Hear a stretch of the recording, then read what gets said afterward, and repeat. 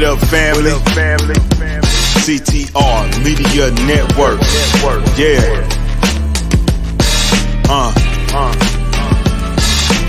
Best in the biz. Yeah. Join the team. CTR is who we are, the media network, that's the best by far. Whether you listen at your home, at your job, in your car, come get the information that's needed above par. Never lasting, motivational podcasting, giving you the answers to the questions that you're asking. Serious talks and topics, how to come up and profit, how to better yourself. Your health is here, we got it. Reaching 350 million, they tuning in. We in 50 different countries, we all can. And like-minded, find your purpose and your assignment. Come get your fix, your feel, your mental alignment. Get active and speak to the masses. Build your influence all levels and all classes. Now you know you can monetize and grow. CTR Media Network, start the show.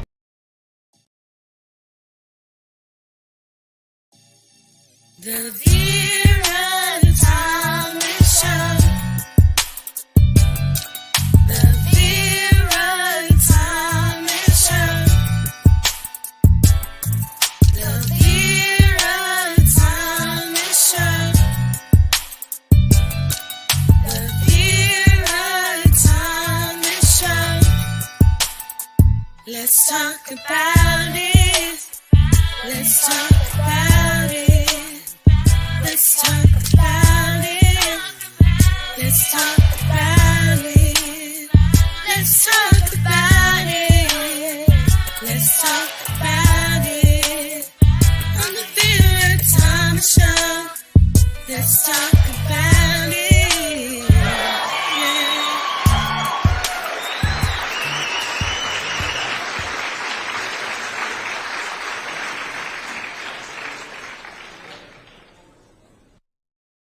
Hello. I am so excited about these two shows that I'm doing tonight at 7 and at 8 o'clock.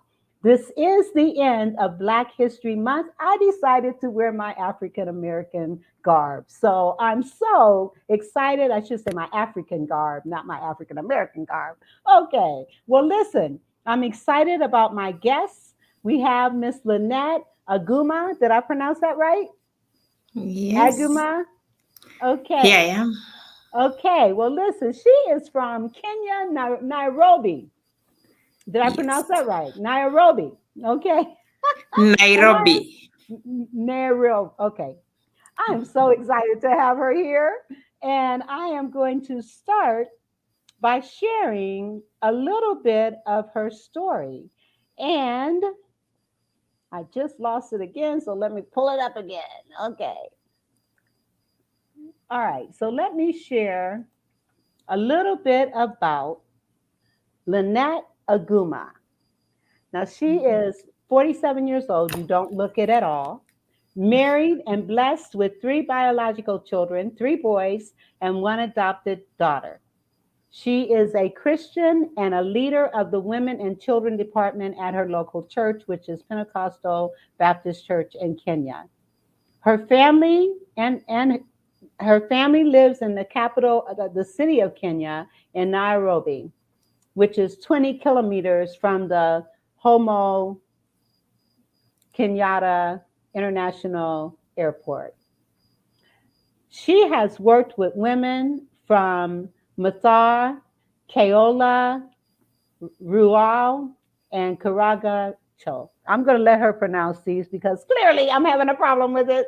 But when I get her on, I'll have her pronounce these names for me with a view of extending the same services to the whole country, East Africa and Africa. She's been working with women since 2006. She registered the first CBO, community-based organization, in 2007 to serve vulnerable children and women from slums and local villages within Nairobi.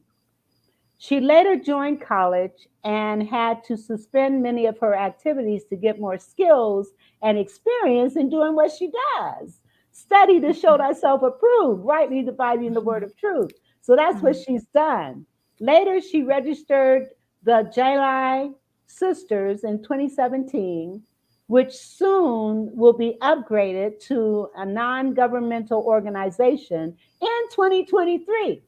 Yeah. In 2017, she was able to serve over 3,000 girls in 12 schools, both primary and secondary, with recyclable sanitary towels. People don't realize how important that is.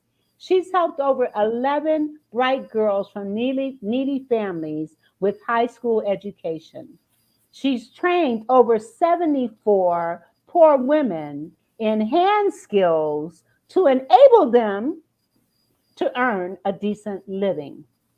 Among the many beneficiaries, over 800 women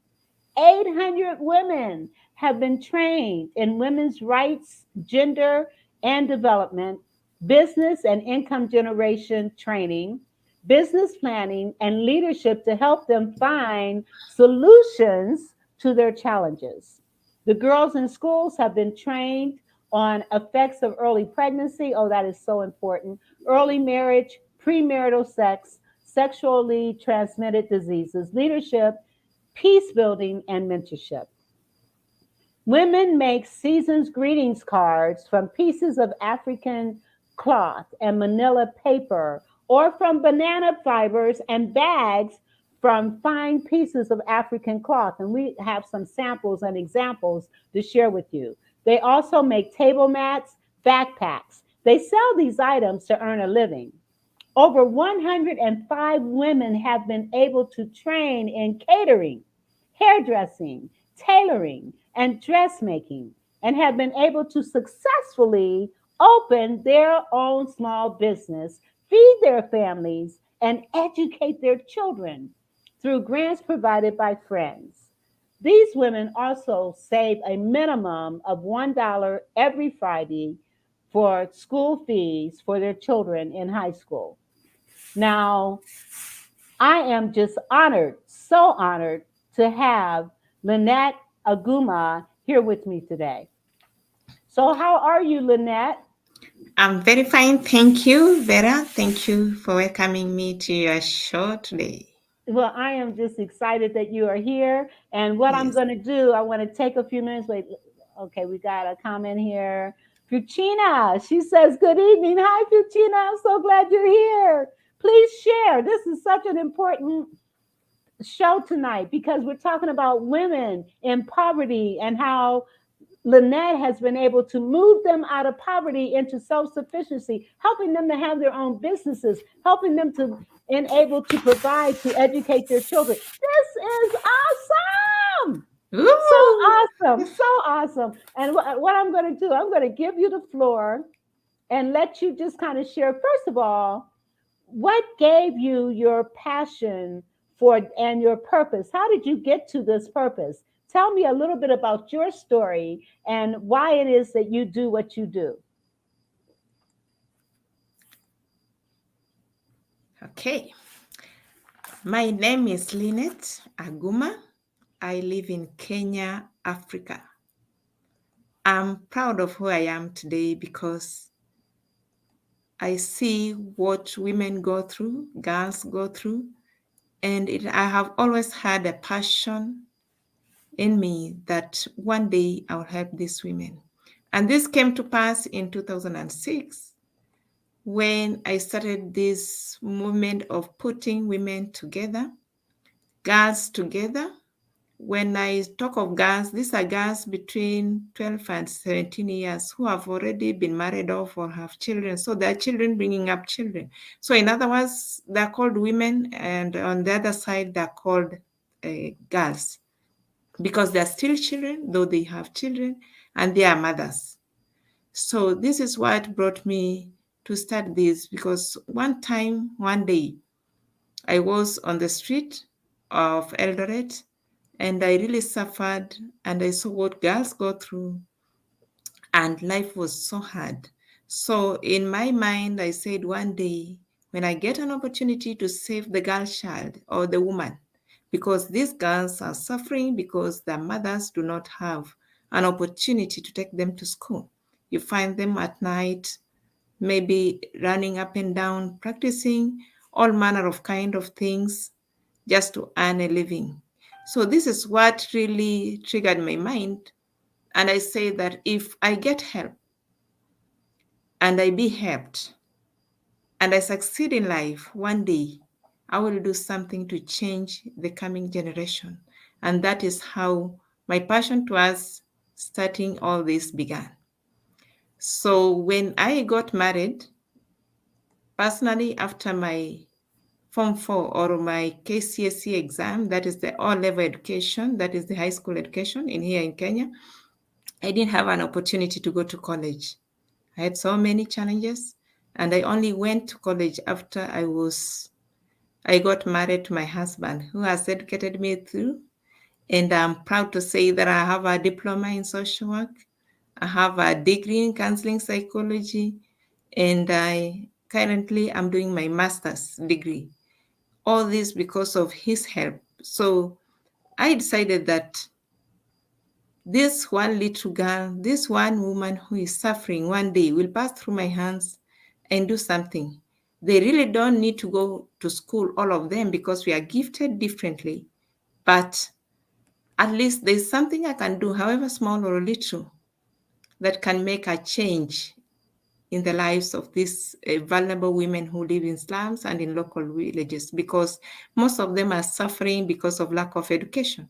It's just education, because an empowered woman is an empowered community. If you have a well-educated women in communities, then that community will move forward, because children will always look unto their mothers for support and for everything.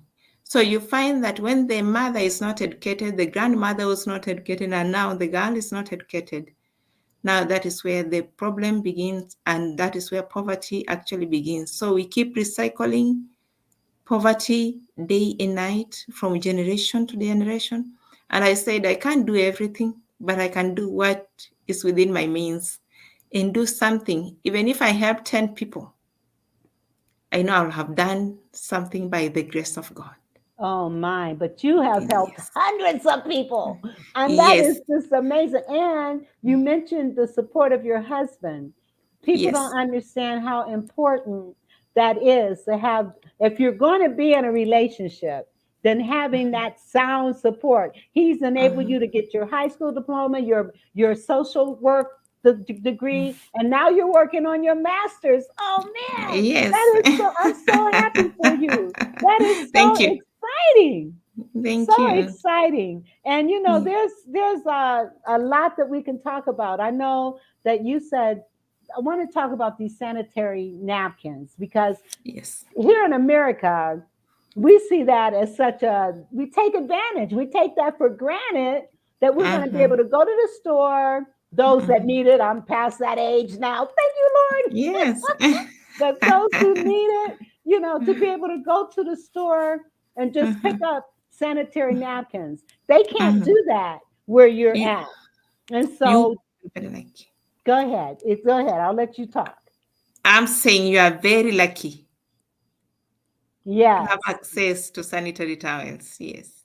And see, people take it for granted, but here you are actually creating sanitary napkins for young girls and women. And Yes. then so tell me how that works. And are you selling them or and Dr. Tina, she says hello. Hello, Dr. Tina. So glad you're here. And this program will be airing over and over and over again. And so people will be able to see this on all platforms, including podcasts. So, all right. So back to the sanitary napkins. Talk about how that developed, what it is that you're doing, what sets them apart, how is it that they can sustain a woman during that period of time? Okay. With the sanitary towels project, I am doing the recyclable sanitary towels. We have the sanitary towels that are sold in shops. These are the disposable sanitary towels, the ones you use and throw away after you've used them. But now, what I'm doing for the sake of sustainability, and now that we depend on grants and support from people, I make the recyclable sanitary towels. We make them from local material, and we get money from friends, from women who have some little money to contribute towards our project. And then when we make them, we give them freely to these women, to these girls in slums and in local villages, so that they stay in school and be able to concentrate on their learning. I realized that most of the girls, especially in the villages, skip school for almost 4 to 5 days every month, and that really affects their performance in class. Yes. And because of that, even some of the women, before I talk about the girls, even some women in the villages who earn less than $2 a day, it's very difficult for them to get this simple commodity, which some of us take for advantage. Mm-hmm. And they are forced to stay in their houses until their period is over. So that is what made me start making these simple local sanitary towels, whereby you use them and then you can wash and iron them on the sun. Here in Kenya, we are blessed with very hot sun. And then after that, you can use them again. And every girl or woman requires about 12 pieces to take them throughout the year. So every year we distribute to a certain group. Every group, one group this year, another group, we go around and we give them to those who need them, not everyone, Wow. because those who don't need them should not take them because they have access to them. So we are giving to those who really need them, and many girls and many women have really appreciated. That is awesome. And now our girls are in school, and now equality, when you talk about equality in education, jobs, now our girls will be able to read well, pass the exams, and be able to compete with men in the same market and earn as men are earning, instead of them lagging behind because they're always absent in school, their self-esteem is low, just because of this natural occurrence that comes every month, and there's nothing they can do about it. Right, Yes. exactly. They have no control. But you said that you actually they can iron them. Did you say iron sanitary napkins? No, you put them on the sun. You dry Oh, them on the sun outside. Yes, but when there's no sun, you can iron them because the materials are ironable, and you can wash them using the local soap or detergent. wow, that is amazing. Yes. Have you patented these? Pardon? Have you patented them or um, made it so that they are unique to you? No, we just make them. We do not put our name on it or anything, so that Wow. whoever is using them is comfortable.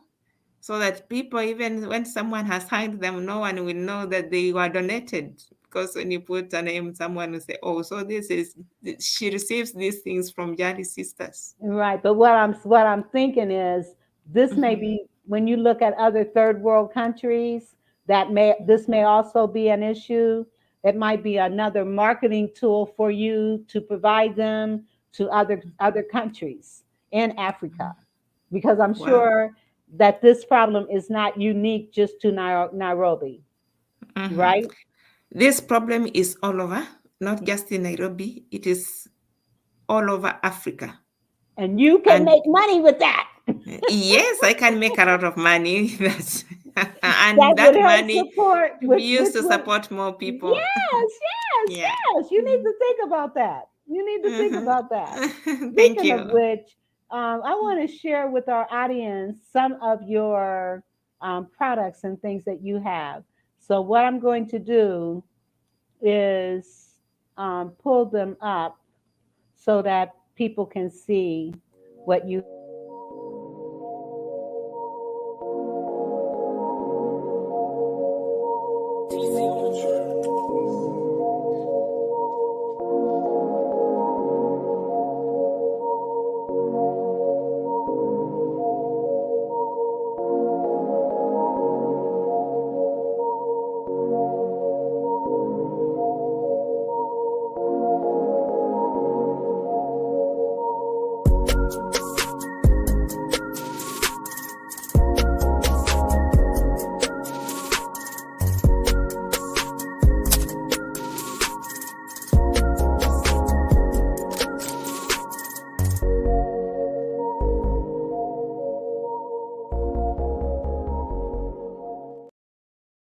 I love it. I love it. I love it. Empowering Mhm. endangered women and girls. That is True. so amazing. And you also you talked about, and I remember from meeting you before, and you had talked about some of the atrocities that women have gone through in Kenya, where it has impacted on their confidence and on their self-esteem, and even on their ability to feel that they are worthy. You want to kind of touch on some of the things that women have gone through in your country? Yes, I'll talk a little about that. Women go through a lot here in Kenya. Women wake up early, they struggle for their children. Some are battered by their wives, some are facing all kinds of challenges. Some ran away from the villages to come to the city so that they can make a living. Now, when they come to the city, because they do not have an education, you find that getting a good job is a challenge because there are so many graduates in this city who do not have a job. So competing with the graduates and you can't even speak English fluently and you can only speak your Kiswahili language and you have so many challenges, you have children to take care of and you've come to look for a job and rent is looking for you and food is waiting, water bills, electricity bills, there are quite many challenges. So this forces someone to do things that they wouldn't have done if they had an opportunity. So you find some of the ladies may even engage in prostitution. Why? To get money, to feed their children. Not that because they love it, but because life has forced them to get into that. Some are forced to do very bad kind of manual jobs. They have to wash clothes for people to make money. They have to clean people's houses, and that money is not enough. So you find life is very difficult. Some cannot even take care of their children. So getting someone to take care of that child is actually a challenge. So at some point while I was working in Madare, some of the women used to lock their children in their houses and go and look for food. Why? Because they do not have someone to take care of them. They do not have money to pay for them. And these children are underage. They can't take them to school. So those are some of the challenges women are facing here.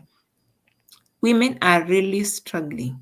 And not just here in Kenya, I believe it's the whole of Africa. Even in our neighboring countries, women are struggling.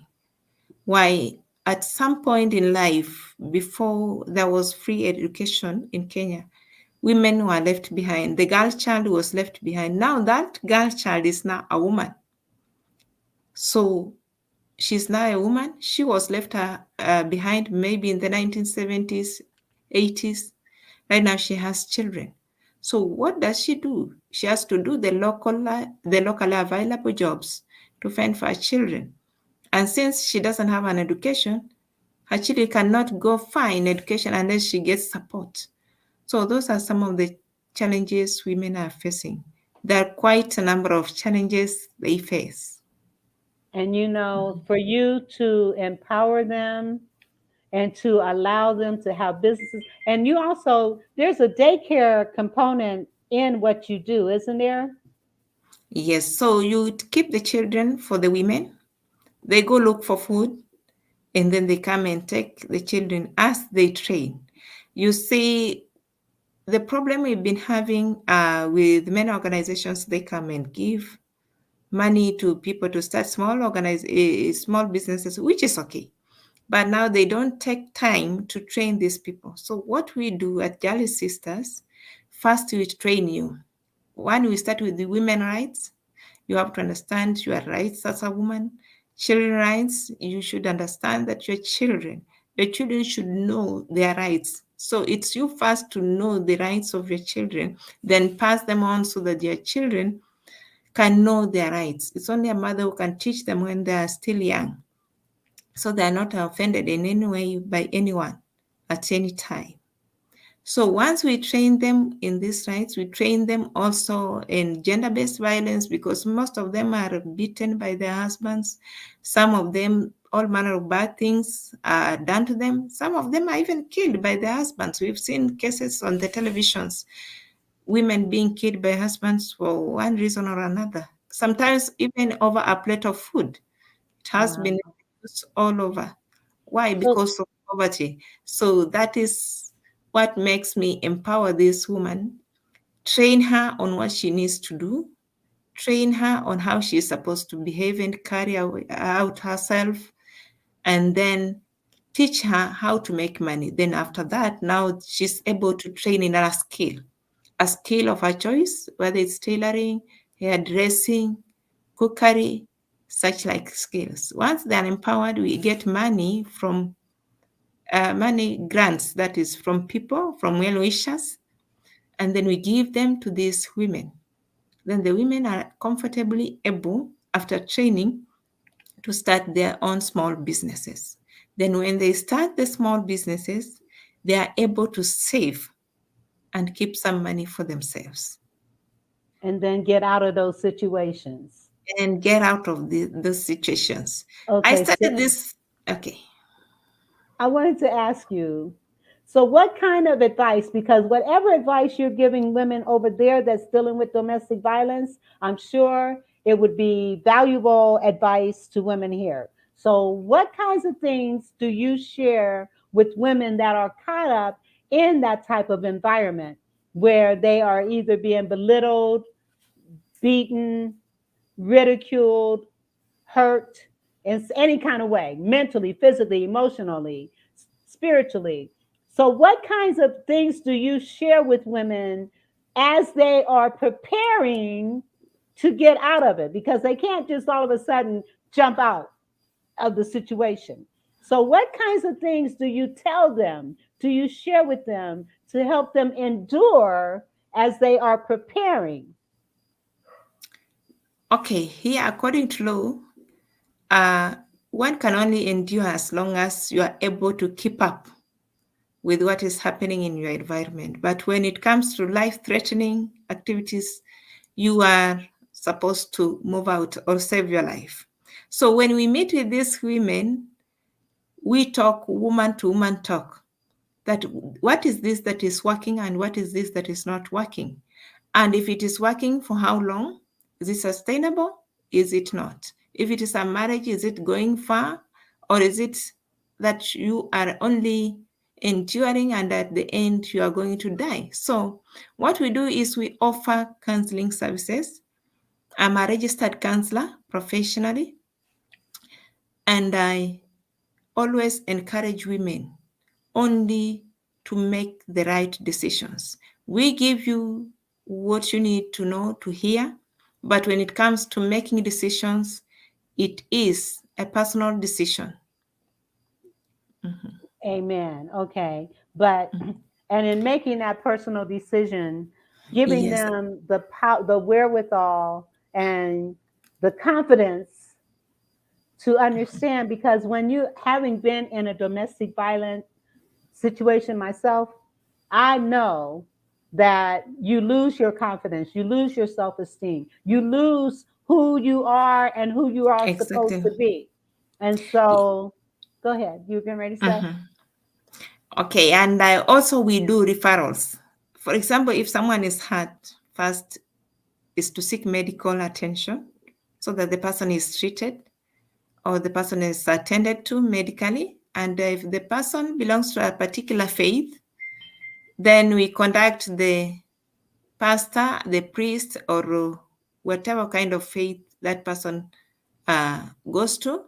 Then we let her talk to her pastor or her priest about the challenges. We don't intervene because we only give information, what she needs to know and how she's supposed to carry out herself, and the questions she needs to ask. So it is her decision to move to a spiritual person in her life or a family member. Here in Africa, things are done as a community. You are allowed to talk to your uncle, auntie about your marriage, parents-in-law,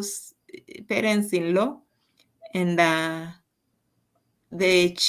area chief, that is the local administration, when the situation is getting worse. So that is the kind of information we also give. Thank you. Okay, so they're able to do that. And let me say to my listening audience, Lynette is in Nairobi. It is right now in Nairobi. It is about 2:30 in the morning. So she got up to be on my show. And it Wow. is 2:30 in the morning. So Mhm. thank you. I wanted to say that so people know. I mean, I appreciate you seeing the value in being here, that you got up to be Mhm. here at 2:30 in the morning. Not too many people can do that or would do that. And I'm going to have to pause for a minute and do a commercial. So we will be right back. Okay.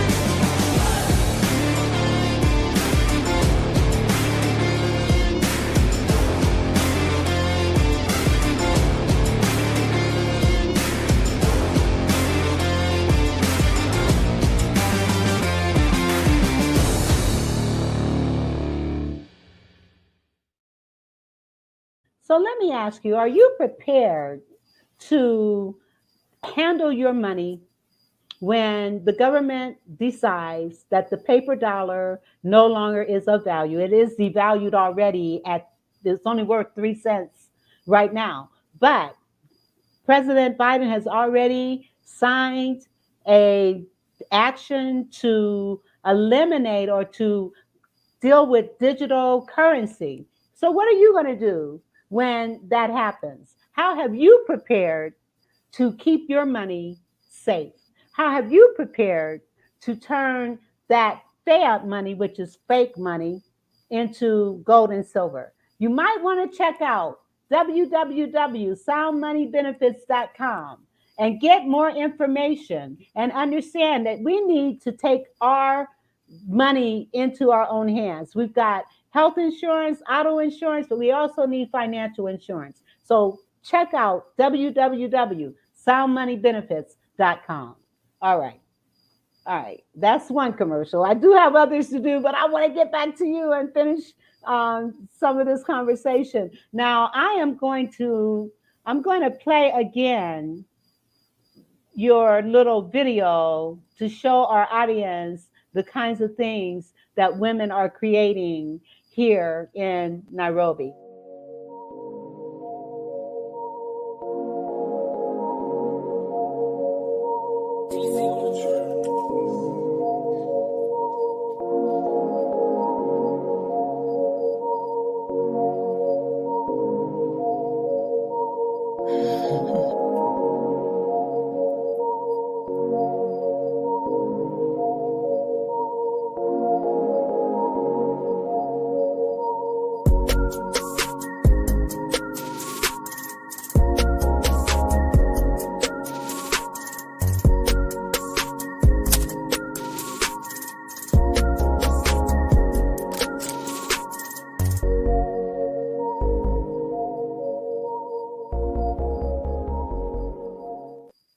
Yes, yes, yes.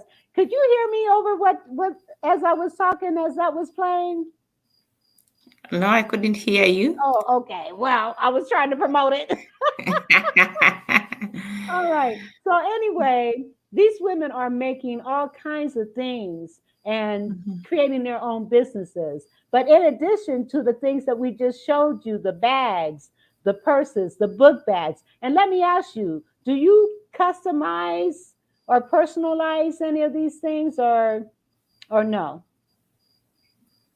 No, the women make the things, and what I only do is help them sell. Okay. Yes. Yeah, because it's their money, it's their hard work. So I help them with selling and creating networks. So if I get networks out there, I can really be very happy. Yes. And you guys, you can go to www.jalisisters.org to purchase items and to find out more about the organization. You can donate by using PayPal account info@jalisisters.org.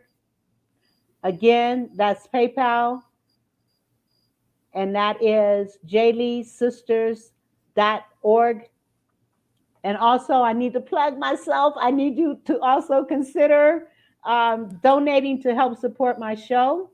And what I'm asking you to do is, please, if you enjoy this show and you want to see it grow and expand, then I'm asking you to please consider donating to the Vera Thomas Show.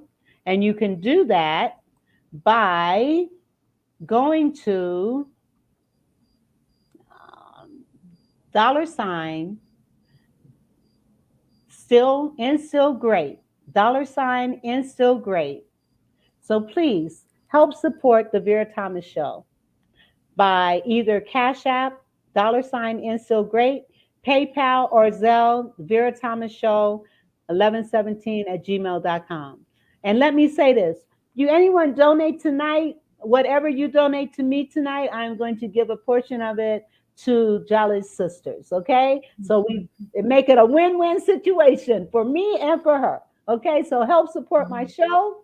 And again, any donations that we get tonight, I'm going to share a portion of it with Linnet Aguma and her organization. Okay. Thank you. You're welcome. Let's just hope people donate. Okay. All right. Great.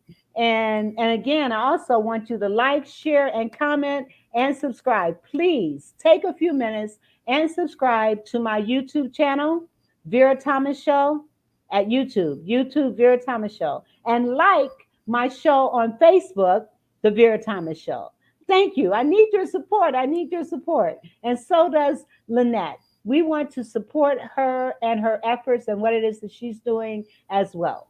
And I do have another commercial that I need to share. I actually have several commercials, but what I'm going to do, because I want us to talk more about what you're doing, so I'm going to just play a couple of them all at one time, okay? And get them done. Hello, everybody. I am Dr. Tina J. Ramsey, and I want to share with you about CTR Media Network. Have you heard? CTR Media Network is a new standard of podcasting with over 30 plus podcasters. We reach 350 million global listeners worldwide in over 50 plus countries across all major podcasting and social media platforms. We have featured over 1,000 guests.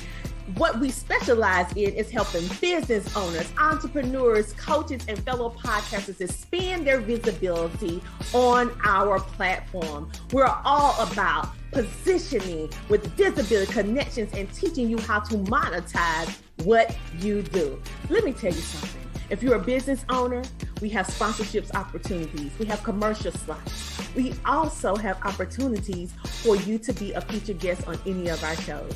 So what are you waiting for? CTR Media Network is who we are, and this is where you need to be. So go to ctrmedianetwork.com and click our store feature so that you can see which opportunity fits your life and your budget so that we can get started working with you today.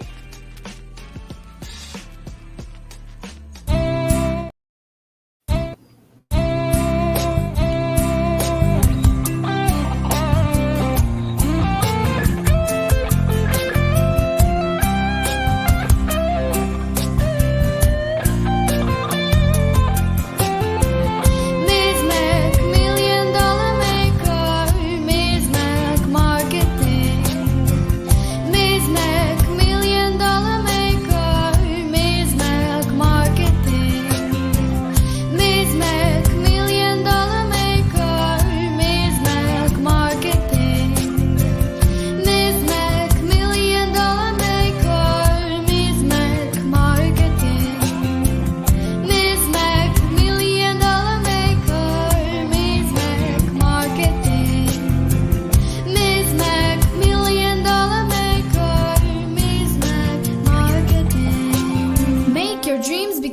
opportunity today with Ms. Mac Marketing. 848-236-5026. Ms. Mac Marketing, please, if you're interested in building your business or promoting yourself, you want to contact Ms. Mac Marketing, and that's 848-236-5026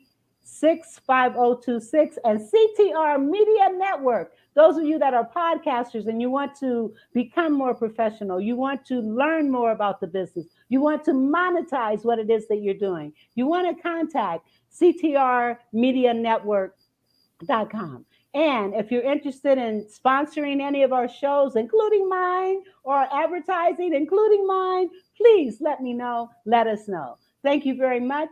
And now we're back to our guests, and we're going to talk more about what it is that you're doing.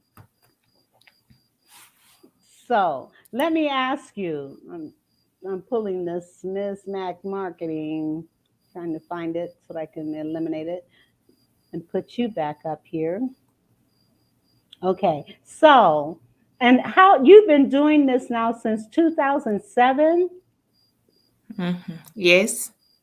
That is amazing. And so you have literally worked with hundreds and hundreds of women. Yes, very many, both in the villages and even here in Nairobi. Yes, and now I'm working also with girls in high school education. These are girls who dropped out of school or maybe their parents died. So this year I've taken 11 girls to high school. Oh, that is Eight, amazing. 8 of those girls had dropped out of school, some in Form 3, some in Form 2, and now they're back in school Oh my and they're goodness. happy. Mhm. Oh my goodness. So Yes. how do you find, so what's your recruitment like? How do people get to you or come to you? Okay, how I recruit these girls is one, I work with the government leaders. We have the local administration, so they know who is really needed in their communities. Like you find when someone dies, maybe things or the family's property is taken away by uncles or aunties, then this child is left there because she's still young. She doesn't know anything. She has no right to own anything because she's a minor. So you find the child now starts growing. For example, if the parents die and the child is about 3 years, 4 years, this child Mm-hmm. doesn't know anything. So the parents' property is kept by somebody else who is a relative. But when they grow up and now they reach the age of going to high school, they have no one to support them. And since they were young, they don't even know what happened. So I depend a lot on the local administration for referrals. Some of the referrals come from the churches around, and we do not discriminate anyone from whichever faith. We help each and every person who is in need. Some of the referrals come from myself when I walk around the villages, around the slums, and I hear stories of children who are suffering. And because I work in the women and children ministry in my church, you find that the women are telling you, there's this kind of girl, she was in school, now she's not in school. We can go and visit her. And when you go and visit her, you find the situation is just bad. Some of the children have both parents, but you find that one parent maybe has an illness that is really consuming a lot of money for treatment. So you find that they cannot afford to take this child to school at the same time be able to pay the hospital bills. So we come in and help this girl go back to school. Unfortunately, we are only helping girls. So it's girls and women because that's where our main focus is. But in future, maybe we'll consider boys. Okay. And Yes. Chuchina says, this is very interesting. It is. The work that she's doing is just amazing, phenomenal. Now, you work with a team. You have a team of women that you work with? Yes, I have a team of women I work with. I don't do this all alone. I have so many women, local, both in the local villages, some from the churches, some from the community, some the local health workers. Yes, they That come is. in and help. Yes. Now, do you have any paid staff? Yes, paid staff. I only have two whom I pay on when they come. When they come to, it's like casual. I don't have any employed staff permanently because of the taxes and the laws and the rules that are here. So you come, you do your piecework because our work is to identify and then support. So it's like we can work for 1-2 weeks and then the work is over. Yes, we put a group together, we train them, they move to another level. Then the following month, we recruit a new group. If it's girls' high school, after identification, we take them through the counseling processes. And then after that, they join school. So right now they are in school. So that means there is no work. Until they close school is when we do counseling again and pay fees for the next term. Yes. Okay. So we don't need really the permanent staff who are there every day, morning to evening. But now that we are changing into a non-governmental organization, that means we are going to employ more staff and permanent staff, that is.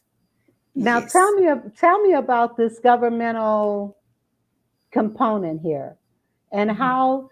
So you started as a nonprofit on your own, and now how did the government get involved, and how is it that now you're going to be a part of the government entity? That is so awesome. Tell me more about it. Yes, you see, for you to operate, you need a registration. So what we did what I did at the beginning was to register a CBO. CBO means community-based organization. Mm-hmm. Yes, I registered a community-based organization so that I'm legally operating. And then from this community-based organization is now when we have grown, we have expanded, we impacted lives, we've inspired many, we have brought change, we have opened women's eyes, and now we are growing now to another level. You see, from 2006, 2007 up to this time, it's quite a journey that I have walked. So I understand my community, I understand my people, I understand my country. And now that we are moving into a non-governmental organization, I know we are getting somewhere. The reason why we are moving into a non-governmental organization is because now we want to serve the whole country, serve the whole Wow. of East Africa, and then serve Wow. Africa, and if possible, get to America. Wow. That is a, and so because of all your work, now the government wants to make you a part of the Mhm. government system. I also work with the government. They always refer needy cases to me. I have so many referrals. I have so many letters. They have been so supportive. They've written me letters whenever I need them. Yes, I've walked through offices. I've gone places. They have That- given me the support to support the people of Kenya. And they will also help pay your salary. No, No, no, but they will give you staff to help you with what you're doing. no. When you register an non-governmental organization, you look for funding yourself. They can support you with other things, but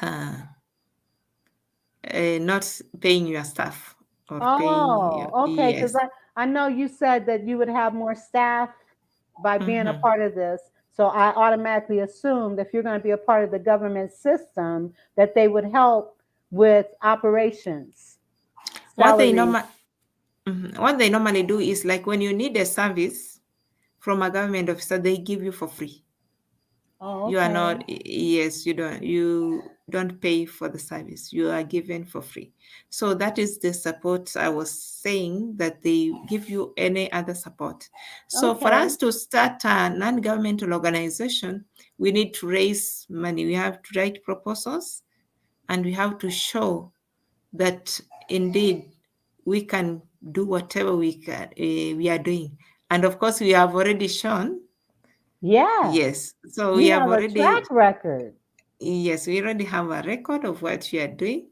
So the only thing now that is remaining is write proposals to friends and people who and companies who can help us do what we are doing, do it better, and do it more and more on a wider range than what we are Yes. doing at the moment. Support Yes. more girls, support more women, produce more sanitary towels. Yes. Many girls go to school so that we achieve our sustainable development goals and we kick out poverty, Yes. zero hunger.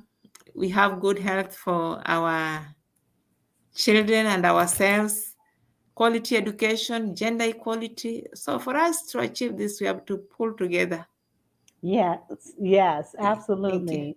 This is Mhm. awesome. This is Thank awesome. you. And Mm. I do need to do a couple more commercials, and then we'll be wrapping it up. So let me do Mhm. this commercial right quick.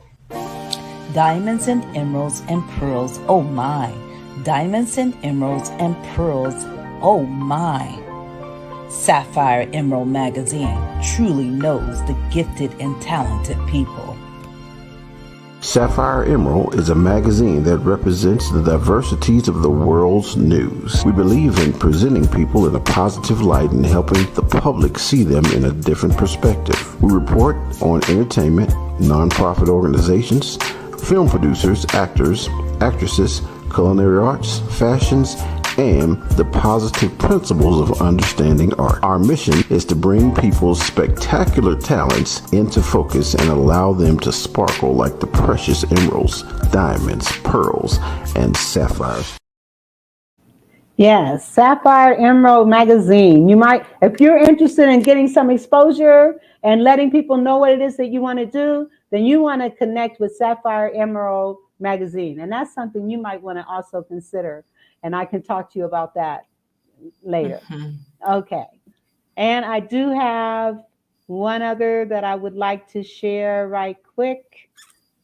We want to give a shout out to our CTR Media Network sponsor, Terry Coleman from GlobalKeyCapital.com. Global Key Capital is a lender specialized in customized financing solutions. They pride themselves in being one of the industry's most reliable and proven lending groups. At Global Key Capital, their customers are their number one priority, and they strive to provide all of their clients with competitive pricing, unbeatable customer service, and stress-free processing. If you are looking for your next dream home or investment property, give Terry Coleman a call at 866-325-6267. Again, that number is 866-325-6267. GlobalKeyCapital.com. If you are a business owner or entrepreneur and you're looking for a way to share your mission, your purpose, your products and services literally with the world faster, safer, and easier, making your brand accessible to millions from the comfort of your home, well, I want to encourage you to join our Learn How to Start a Podcast and Monetize It class. Why? Is because this was designed for entrepreneurs like yourself as a platform to provide you with the knowledge in order to not only start a podcast, but successfully launch it. And then the third key, which is helping you to understand how you can monetize your podcast. As you are impacting the world with good, you can also build multiple streams of income from this one podcast and share your story, mission, and purpose literally with the world. So on today, I want you to go ahead and click CoachTinaRamsey.com to join our podcast class today. Yes, CoachTinaRamsey.com for your podcast needs and desires. All right. Well, listen, we've got about 6 minutes, and I am going to give you the floor and let you share. And again, let me say to my audience, if you want to support this program and what Linnet is doing, not only in Nairobi, but in other parts of Africa and soon to be all over Africa, then you can by going to her PayPal account, info@JaliSisters.org. Or you can work with both of us and support the Vera Thomas Show And by so doing, whatever donations I get tonight as a result of this show, I will be sharing with Lynette. And you can cash out me at $ and still great, PayPal or Zelle, Vera Thomas Show 1117 at gmail.com. And that way it's a win-win situation for both of us. I will help support her as you help to support me. Thank you very much. I appreciate that. Now, Lynette, I am going to give you the floor, give you the last word to share with our audience whatever it is you want to share. But before you do, let me share these products one more time.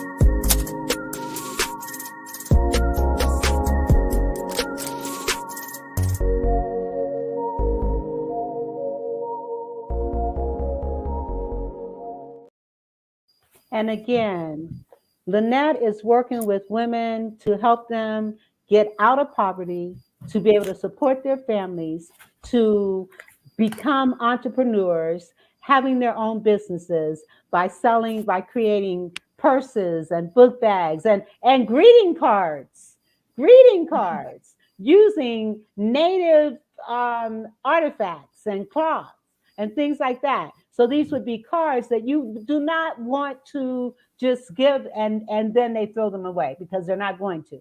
Because these cards are going to be memorabilia for anyone that gets them. All right, I'm going to give you the floor to let you close us out. Tell us whatever it is you want to tell us. And again, if you want to help support Lynette and what she's doing, you can donate using PayPal account info at Jali Sisters, JaliSisters.org. All right, let me give you the floor. Thank you so much, Vera Thomas, for inviting you to this show. And I would like to say that I'm so grateful, and 65% of females in Kenya cannot afford sanitary towels. Over 1 million girls miss school every month because of period poverty. So helping us will be helping a generation that is coming up, will be helping women so that they can go on with their work and create wealth so that they can be able to educate and feed their children. And by doing so, we'll be able to kick out poverty. We will be able to have equality in education, and we'll have quality health care because the women will have money in their pockets to take their children to hospital whenever they are sick. And a lot is going to happen, and lives are going to be changed, not just in the cities, but in the villages, not just in Kenya, but in East Africa, not just in East Africa, but in the whole of Africa. Why? Because of your support. Thank you so much. Consider supporting us through the Vera Show or through Jali Sisters, whichever you would like, and lives are going to change. I'll urge the women on the show, kindly let us support our sisters. That's why we are called Jali Sisters. Jali is a Kiswahili word meaning care. So it's care sisters. So be a sister's keeper. Take care of your sister by donating something small so that she can start a small business and be able to feed and educate her children, a girl to go to school comfortably, and all shall be well. Thank you, thank you, thank you very much. Thank you very much. And I am looking forward to us continuing in our conversations, and however I can help, trust me, I will. And so Thank with you. that, I want to say, go back to bed now. Bye bye. Because it is 4 o'clock in the morning there. Yes, it is Oh 4 my a.m. goodness, 4 Yes, a.m. Thank you yes, so much. Thank you so yes. much. So go to bed, Thank you. and I am going to do my intro and bring my next guests on. So thank you very much. Thank you again. God bless Thank you. you. And I'll Thank talk to you. you soon. Okay. Thank you. Bye bye. All right. Bye bye. The Vera and Thomas Show. The Vera and Thomas Show. The Vera and Thomas Show. The Vera and Thomas Show. Let's talk about it. Let's talk about it. Let's talk about it.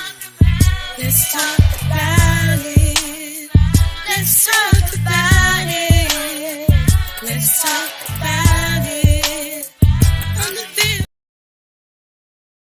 Yes. Hello, hello, hello.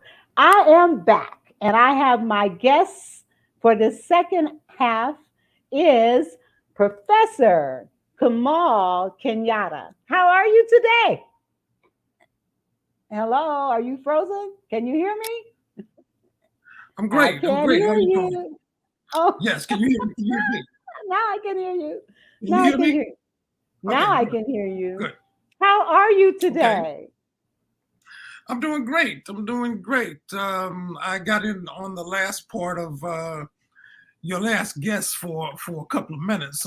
She's from Kenya, from Nairobi. Yes, Right. yes, Yeah. yes. And Yeah. That piece. With this being Black History Month, I decided I'd wear my African outfit today.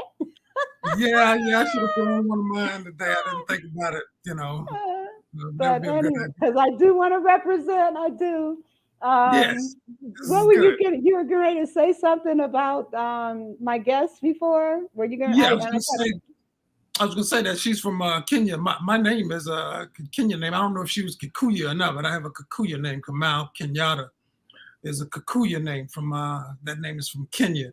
But what she's talking about in terms of helping the women there. I was in Ghana in November, and the more we can do to help connect to Africa, the better it will be. You know. Yes. And in Yeah. fact, in her bio, the word Kenyatta was in her bio. And I Yeah. immediately thought of you. Yes. Okay. So, All right. yes, that's amazing how the two of you end up on this, the same night. Same That's night. interesting. Yes. And we It is. are here to talk about Black history Yeah. and what's wrong with Black History Month and how we can correct it. So we got a lot to talk about. But Yes, we do.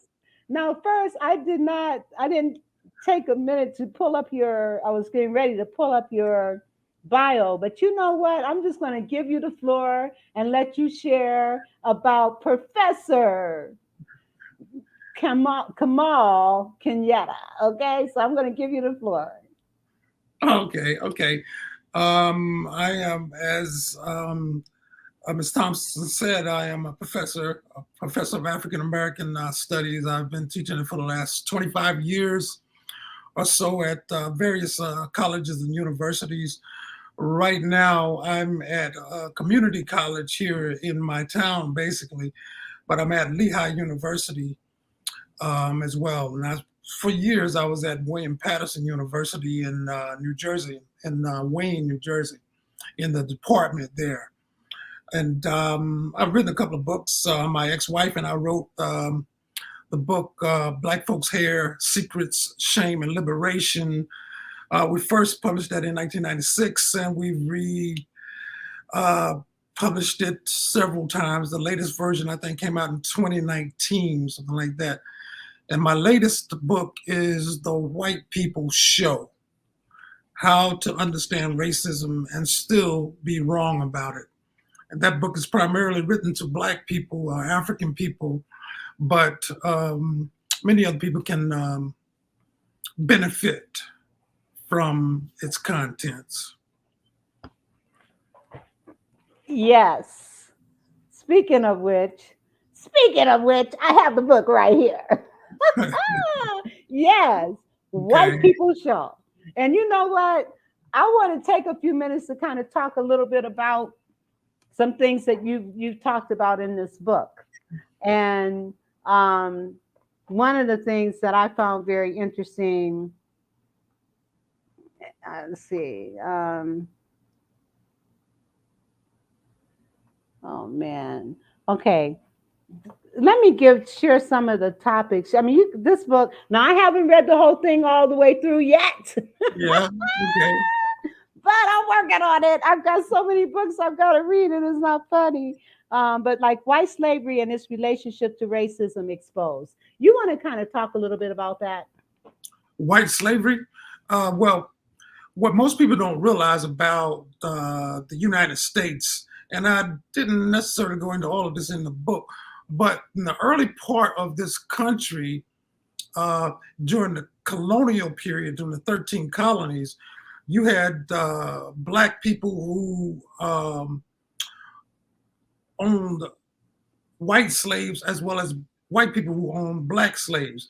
There was not that much of a distinction that was made at that point because the racism piece hadn't fully caught on. It didn't catch on to some time later when the country actually got more established.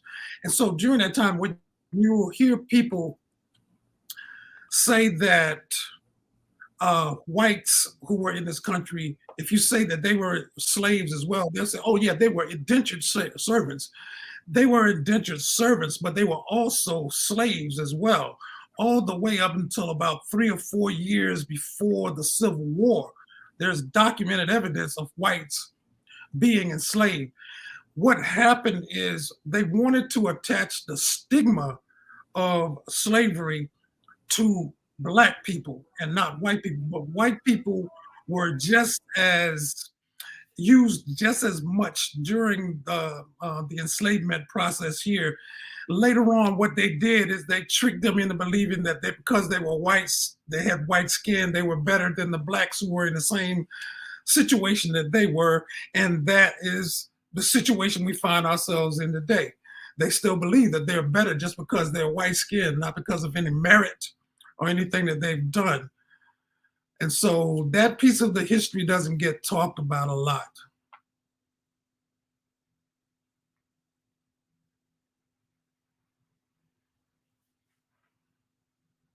I don't hear you. That's because my phone started ringing and I put myself on mute. But Okay.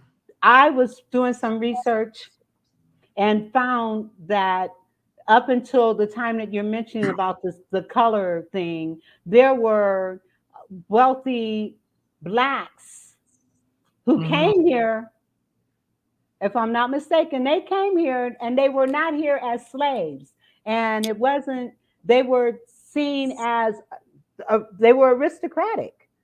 Well, you had Africans that had been on this continent for almost 200 years before Columbus and that group so-called discovered this area. There's well-documented proof of that as well, done at Harvard University back at the end of the 19th century, and then additional work done during the 20th century documenting that. However, it doesn't get filtered down into the educational system. Of course not. But Africans were already here, like I said, almost 200 years before. Wow. The Europeans realized that there was something else in the world. Right. And Joshua Thornton, he says, hello. Hello, Joshua. Thank you for listening. Now, hello, Joshua. Okay. So, I mean, like this whole, our history and CRT and all that kind of stuff, I want to kind of talk about that as well. There's so much I want to talk to you about. I can't even get my mouth twisted to say everything I want to say. But I want you to, let's talk about what's wrong with Black History Month. Share with us your thoughts. Okay, what's wrong with Black History Month? I became aware of this actually more than 30 some years ago, actually, from my mentors. And I, like most Black people in the United States or in the world, we were confined to the history of Black people in the United States and what we've done since enslavement. So when you hear Black people talk about us historically, they'll reference it by saying, when we were slaves, we did this, and when we were slaves, we did that.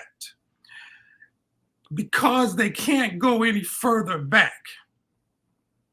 If they do go further back, they will say, well, when we were in Africa, we were kings and queens.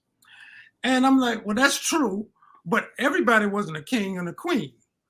Somebody had to grow the food, take care of the animals, do the blacksmithing, that were professors at some of the universities that were there. And so what is missing when we deal with Black History Month, kind of across the board, you have bits and pieces of it here and there, but in most programs, there is rarely any talk about who we were and what we did before the enslavement and colonialism came upon African people and the continent of Africa. We only talk about, and I'm not disparaging these people, because we should, and rightfully so, hold them up, celebrate them, and so forth. Dr. King, Malcolm X, Sojourner Truth, Harriet Tubman, Frederick Douglass, and all, they played their role, but they are not the sum total of our history and our sojourn or who we are. And so and we never go back to Africa. We will say we are African Americans, but we don't know who we were because the educational system is designed for us not to know that. And in Black History Month, we play into it by doing exactly what they want us to do. When we go back to the beginning of Black History Month, or what was known at the time Negro History Week, which was started by Carter G. Woodson in 1926, his express purpose was to celebrate and remember and learn the history of our people, the totality of our history. And Africa was a huge part of that. When you look at the earlier educators like William Leo Hansberry, who was at Howard University for years, that was his main thing, talking about Africa. We got to remember who we were. Dr. John Henry Clark, Chancellor Williams, and W.E.B. Du Bois. And on the continent of Africa, Sheikh Anta Diop. I mean, all across the board, we're hearing about this, but somehow it doesn't get filtered down into our celebration during the month. And we leave out the African part, and we just talk about the American part, and that's the worst part of our history to talk about. And you know, I had the opportunity. There is an African museum in Orlando called the Bronze. I can't remember the full name of it, but it's all about Africa, all the artifacts and he talks about the different tribes and what they contributed. I mean, it is amazing. It is amazing. It has become a part of Disney's, for lack of a better word, a part of Disney. And so now there's a whole area that's dedicated to African history.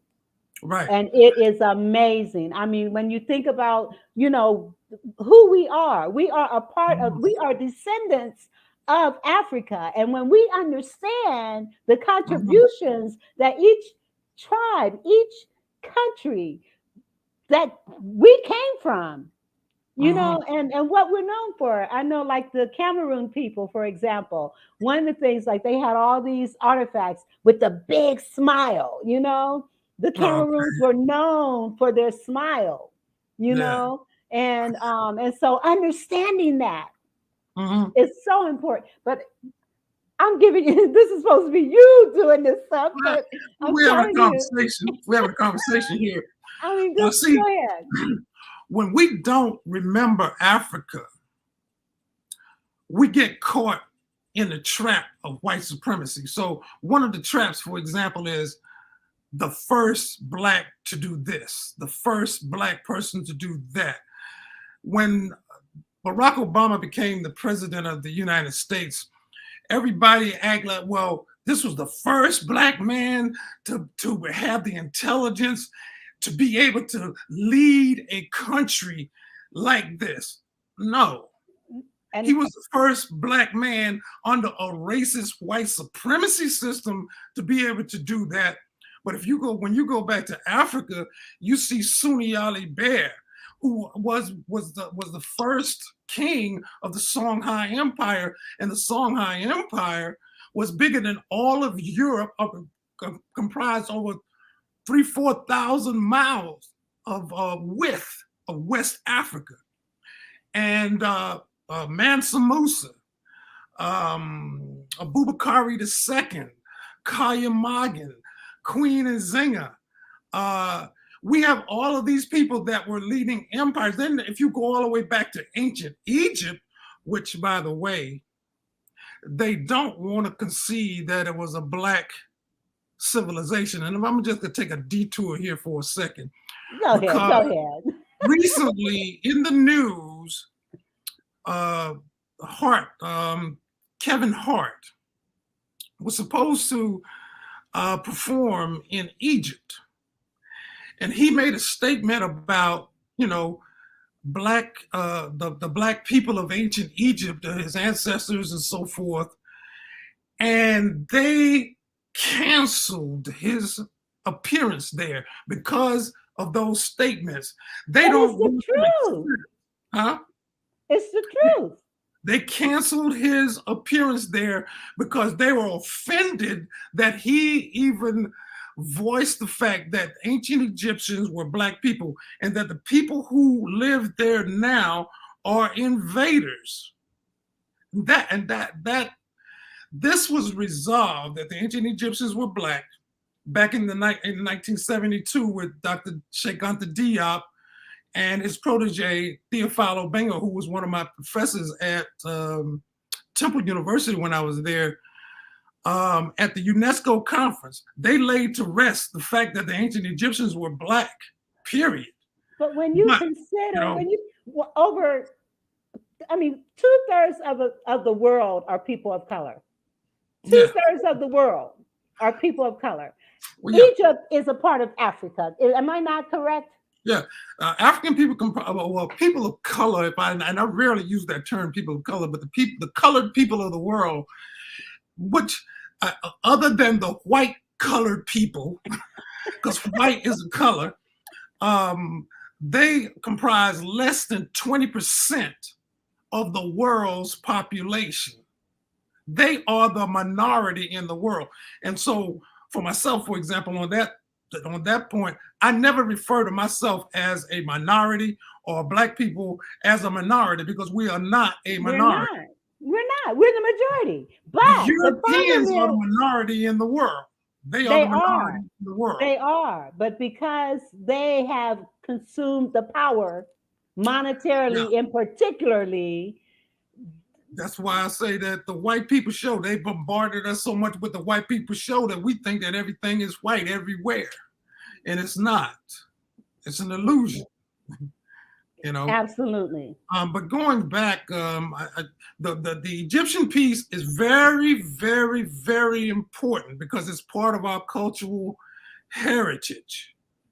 But when the Europeans, and I just need to highlight this, when you talk about racism, white supremacy, which are the same thing, when you talk about a group of people who claim that they are superior to everyone else, what happens when they come across someone or some civilization that is clearly more superior to them.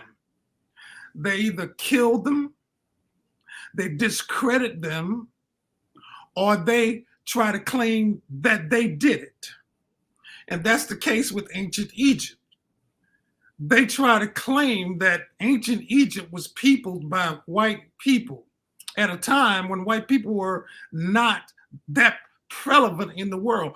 No one even knew that there was such a thing as a European in the world during the time of ancient Egypt, as it came to be known, as the Europeans came to be known.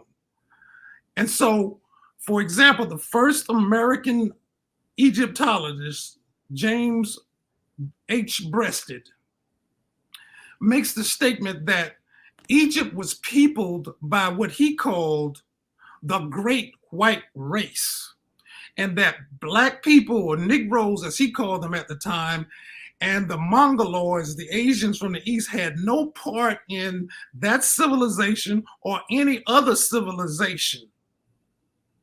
When we know that's not true. What he doesn't tell you is, well, how did the Europeans get there? How did this great white race get there? Where did they come from? And why didn't they create something similar in their own home territory? But that's the beginning of it. But now, when we buy into the notion that Africans don't have a civilization, we don't try to go and include that in Black History Month, because we've been taught, we've been conditioned to believe.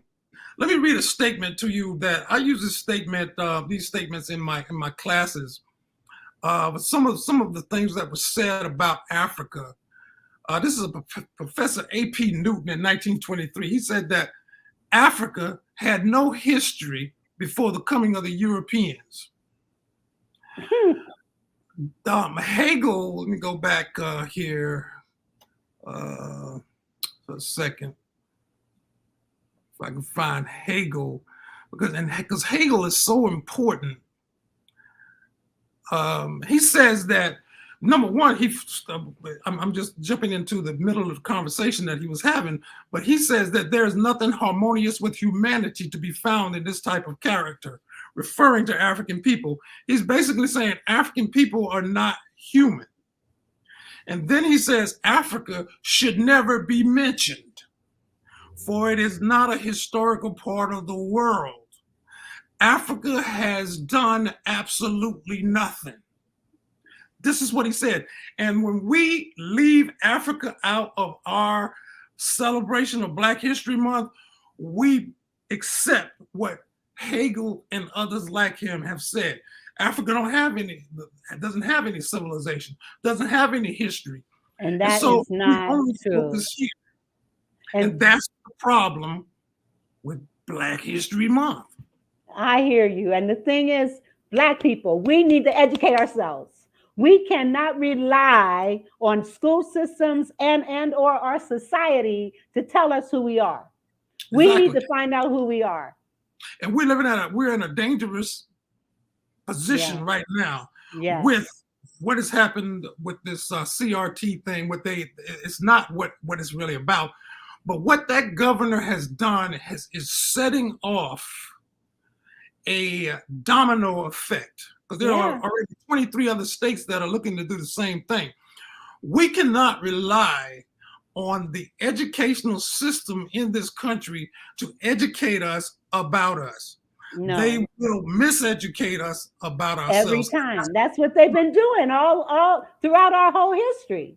That's why HBCUs are so important, because that's why HBCUs are so important, because that's where we learn. And I hate that I didn't go to an HBCU myself, but and as parents, it's incumbent upon us to educate ourselves and our children. And YouTube has a lot of information on it.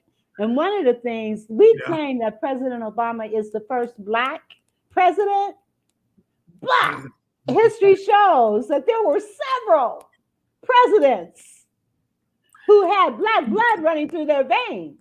They probably did. But what we don't have to do, we don't have to find ourselves in white people's history, No. in Chinese history, in Japanese history, or Indian history, because we have a history that eclipses all of that. Yes. Before I came into this knowledge, and by the way, the universities are not the places that you're going to go and find this information. The information that I have in general, I did not learn at Jersey City State College. Okay. I didn't learn it at Princeton when I was there. By the time I got to Temple, I was in the right department with Dr. Malefe Asante in the African Studies department.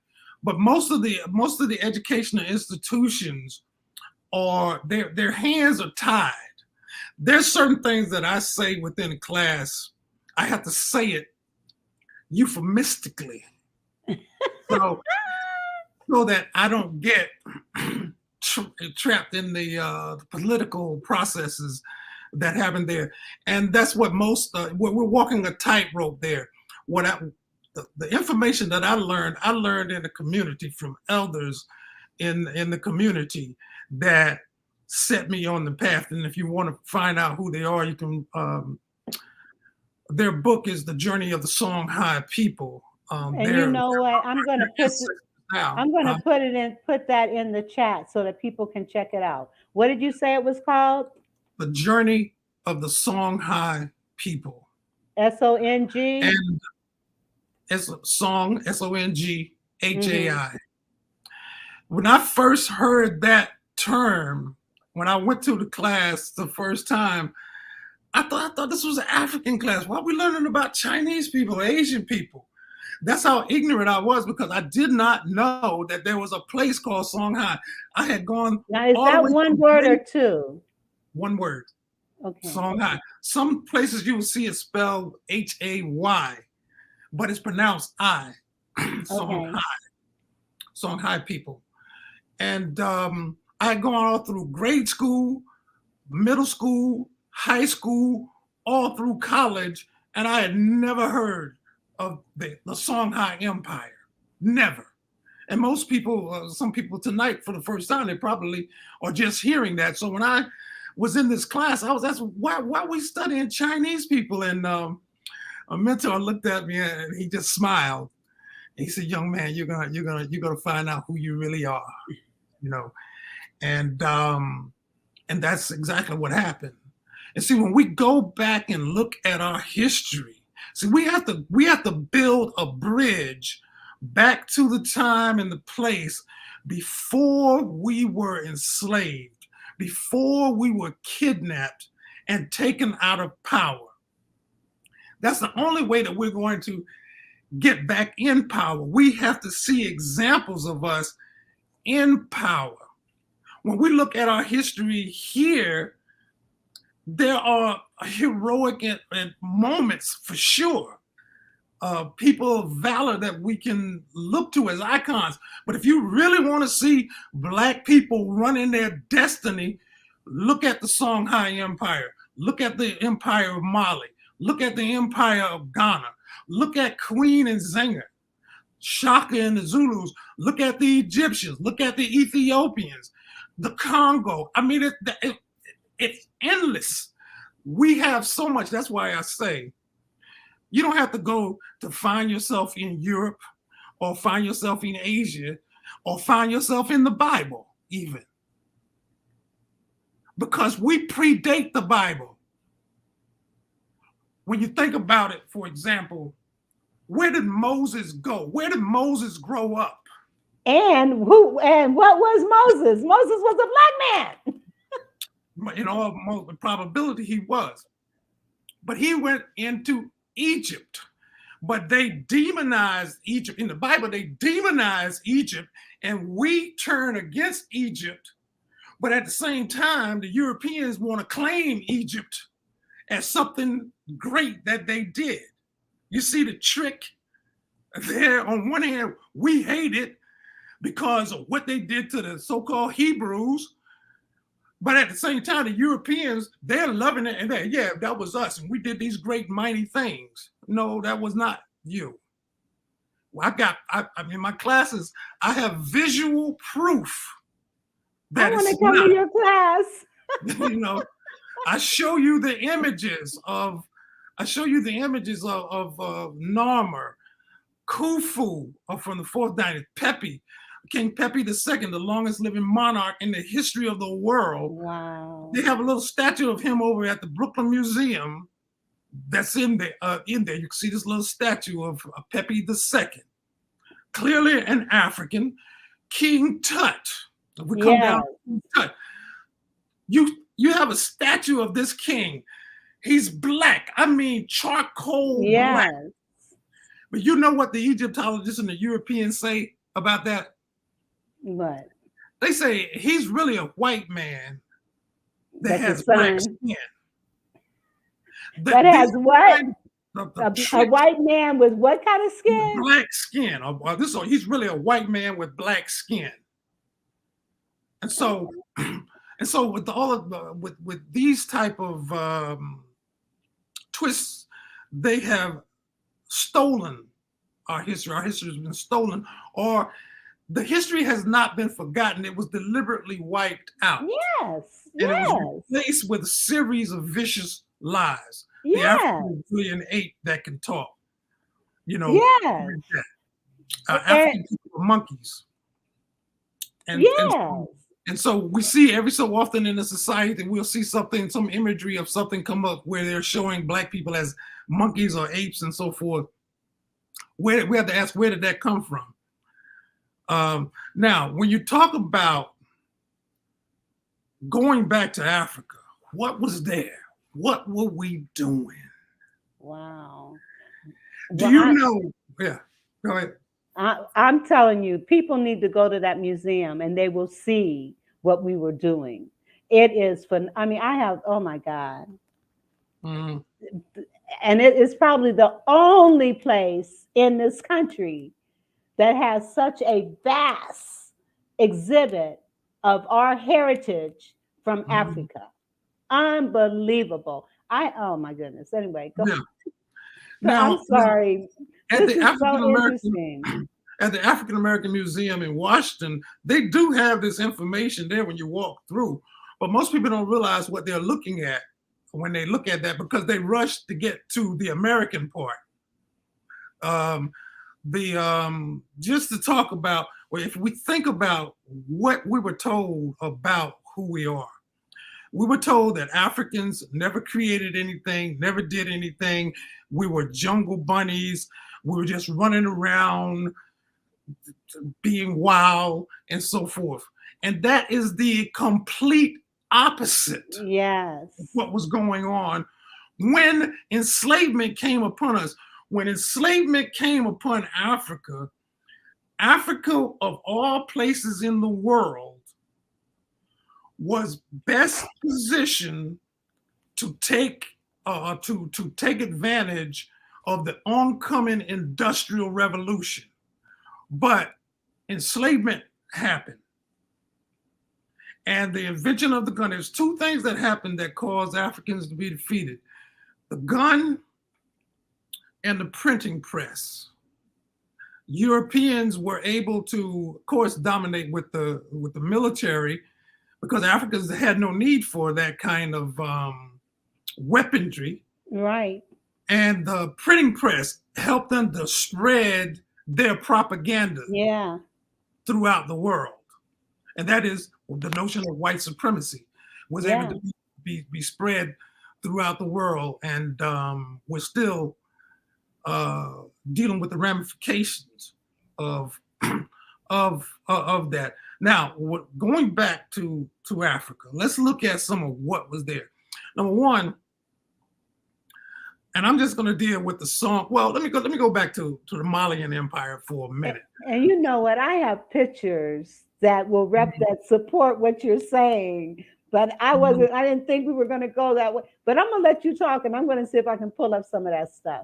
Okay. All right. All right. Go ahead. The Malian Empire. There's a king.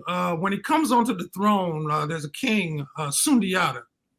And there's a story about Sundiata. Now, to show you how prevalent this is, go to Amazon.com and type in The Epic of Sundiata. And this book will pop right up that will talk about this great king in Africa. But that book is never alluded to. He is never mentioned anywhere on our part in the history. And of course, he's excluded out of the educational system here. But the book is available on Amazon that tells his story. Wow. It's available. I mean, I like to say some. I don't like this phrase. They say sometimes if you want to hide something from Black people, put it in a book, which is not really true either. But you have Sundiata, who lays the foundation of the Malian Empire, makes it a mecca of farming. They became great agriculturalists. And what was one of the things that they grew? Cotton. Wow. When you think about, when you look at the pictures of the ancient Africans, you see them in all these colorful, beautiful clothes. Where did these clothes come from? It was made out of cotton, which they grew, which means they had extensive knowledge of textiling. They could color those clothes. They could put all kinds of designs within these clothes. That's just one industry. Then you have Abubakar II, who comes along. Abubakar II builds a fleet of ships that he sends across the West African Ocean, because it wasn't the Atlantic Ocean, to see what was on the other side, if there was any land over there. And he told them to not to come back until they find land or if they run out of food. Only one ship came back after an extensive period of time, and he said the other ships had disappeared, and so they were running out of food, and they came back.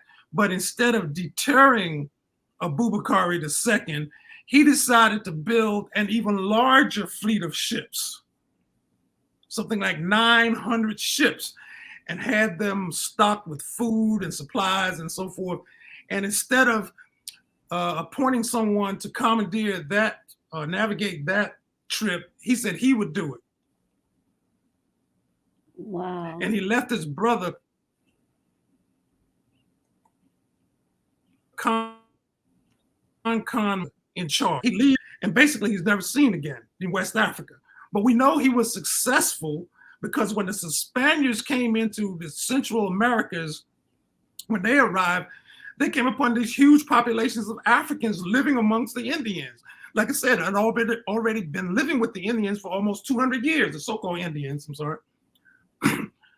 And the archaeological evidence, the fossilized evidence, the cotton that was found there made of a cotton germane specifically to West Africa, and so forth. Now, this was not done by Black scholars, this information. This information was done by scholars at Harvard University in the latter part of the 18th century. And they wrote about it, they documented it, well documented. The books were left on the shelves. An African-American scholar by the name of Ivan Van Sertima discovered these books, this information. And he consulted with some of those scholars who had done that, and he rewrote the book, rewrote this information, and issued a book, published a book entitled They Came Before Columbus. You can find that book on Amazon and anywhere else. You know, that documents that these Africans were here before. But now he left his brother Kankan Musa. Kankan Musa becomes Mansa Musa, the richest man the world has ever seen. He takes a trip to Mecca because he became a Muslim. He took with him an entourage of 60,000 people. And he had 80 camels to carry 20,000 pounds of gold. And this gold was not for spending money. He just gave this out along the way because the African kings like to be known for their generosity. When he goes through Egypt, he spent so much money in Egypt, or gold in Egypt, it deflated the price of gold in Egypt for 10 years. It took 10 years for them to recover. Now, how do you forget somebody like that in history? How do we not learn about this person when we're in the 3rd grade, the 4th grade? How do you get up? The Africans have nothing. They've done nothing. They've made no movements. If 60,000 people came through wherever you are right now, they would have a big impact. If 60,000 people just walked through your town right now, they would have an impact. We see the protests and you have, what, 2,000 or 3,000 people out there, and it's like, wow, a lot of people. Imagine 60,000 people. Did somebody write about this? Of course they did. They wrote about it all over the place. It was a well-known fact. But Mansa Musa, he is the one credited with establishing the University of Sankore at Timbuktu. He didn't create it because it was already there in the Ghanaian Empire, but he did so many renovations to it that he's the one giving credit for it, the University of Sankore at Timbuktu. Now, I'm going to jump to the Songhai Empire. You have Sunni Ali Bear, who becomes the king, or the first king of the empire. And he becomes the king there. It becomes an empire. He becomes the king in 1464. It becomes an empire on January the 19th, 1468. We know the date and the time. That's in African history that we should be celebrating. The founding of the Songhai Empire. Wow. And one of the things that he did, but there was a place called Jané, and it was surrounded, well fortified, and he wanted to bring this this kingdom into the Songhai Empire because he expanded.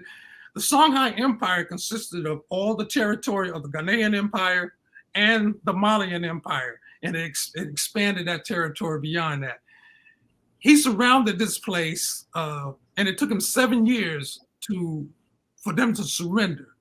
When they surrendered, he marched into the city, and the Queen Mother, who was in charge there, allowed him to come in, and he married the Queen Mother of that city.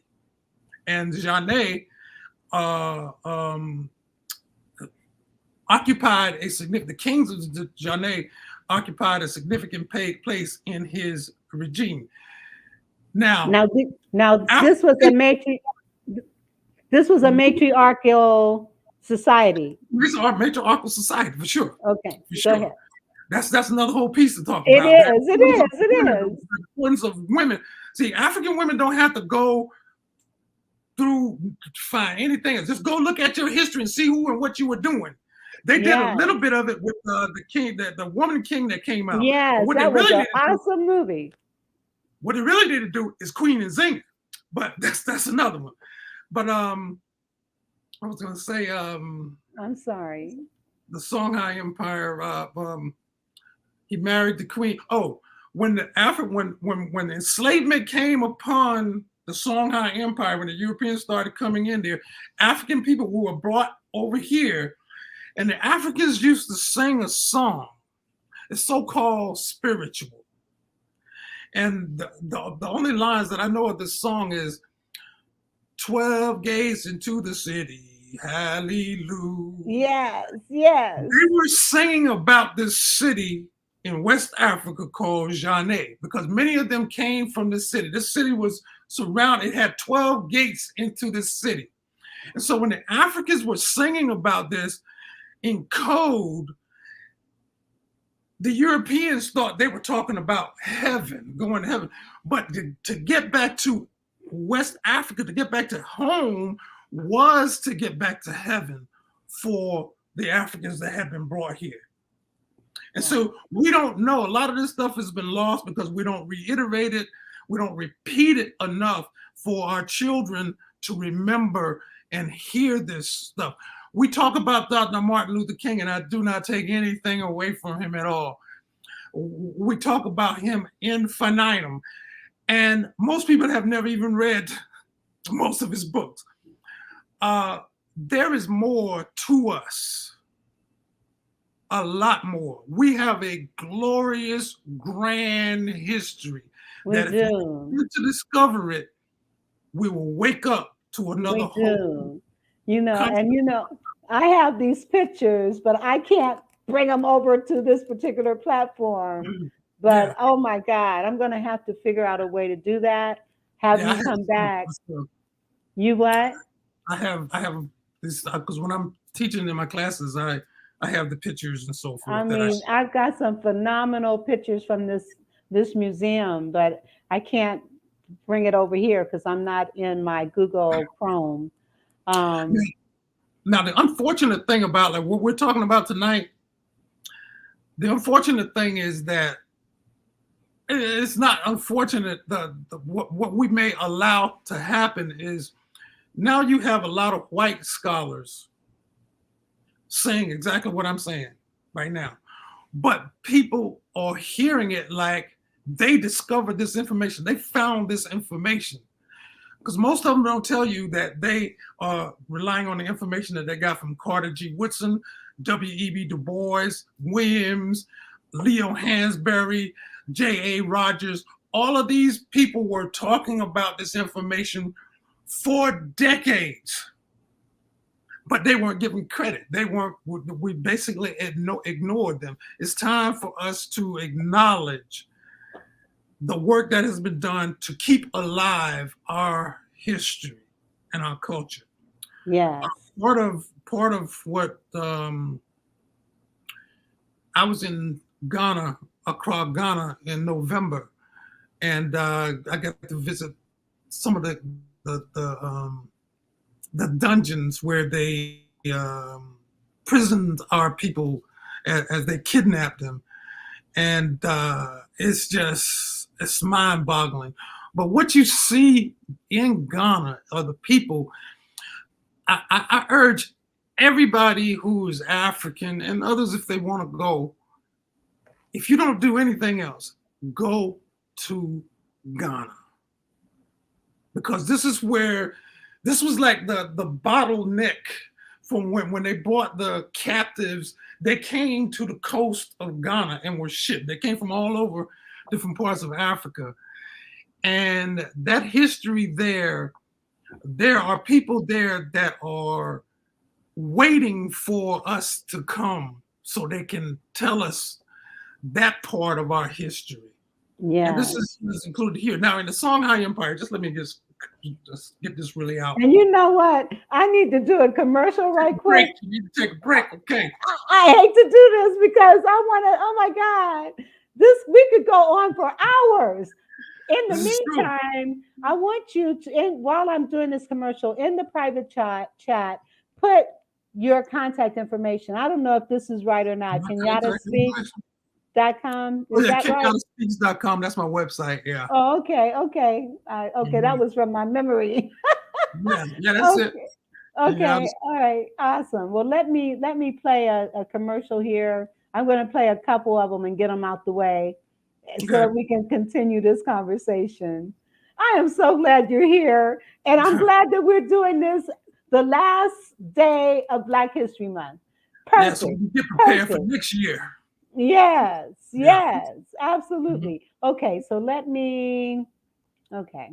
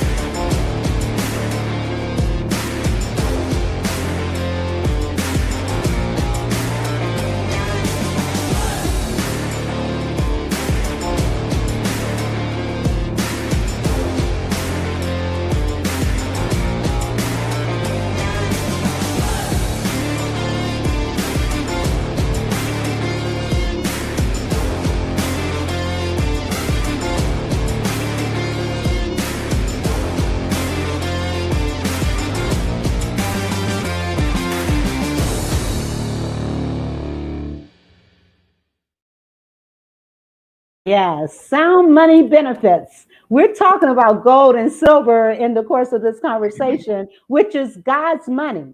What are you going to do when the bank's ration off your money and tell you that there's only so much you can take out of the bank? That's happening already. What are you going to do when the dollar has been devalued so much that it's only worth 3 cents? What are you going to do when the government decides that they're no longer going to use paper money and digital ties? What are you going to do? Well, check out www.soundmoneybenefits.com. Check it out. All right. All right. Back to what we were talking about. Okay.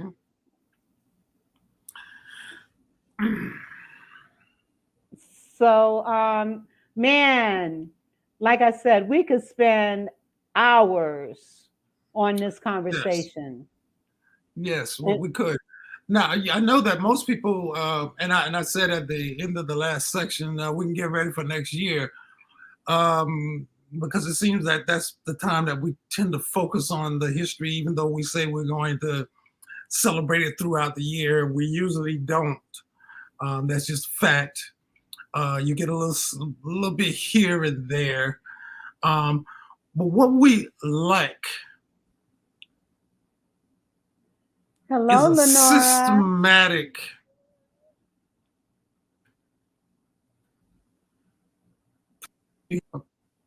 systematic approach to our history.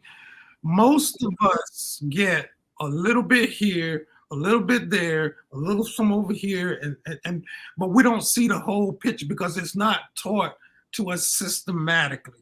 So you have someone will get a little bit of piece of information about something here, and they just run with it, and they think that that's the be all, the do all, and it's not. And they'll start some other type of thing. And I'm unfortunate. I'm not disparaging this. This is what happened with Elijah Muhammad and Noble Ali Drew. Both of them were in the Garveyite movement, but both of them left too soon. I understand why they left and what they did. And then both of them used religion, and I understand why they used what they did at the time and so forth. But our people need to be instructed on a systematic way. For example, what happened with me, and this was at the time that I was at Princeton, and I went to study with these guys that were in the community. And the class that they were offering was supposed to last for, I think it was 26 weeks or something like that. It was supposed to last 26 weeks. We ended up being in that class for 3 years. Wow. Because it was so extensive. Once we started digging, they just kept giving and kept giving until we understood what they were imparting to us.